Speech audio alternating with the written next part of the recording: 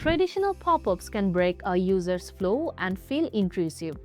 But what if you could engage your visitors without interrupting them? That's where inline pop-ups come in. They blend naturally into your page, acting as helpful suggestions rather than annoying distractions. Today, I'll show you exactly how to add an inline pop-up in your WordPress site using PopupKit. Let's get started. First, from your WordPress dashboard, go to PopupKit and either open an active pop-up or create a brand new campaign.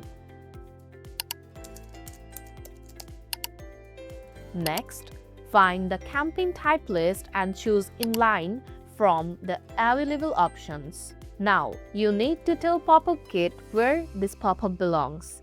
Click on Display Conditions. Select Include.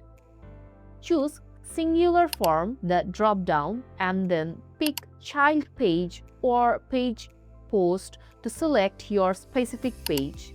Remember to save your changes. Once your conditions are set and saved, simply copy the campaign shortcode generated by PopupKit.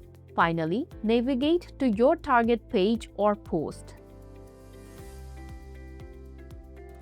Paste the shortcode exactly where you want the inline pop-up to appear and save the changes.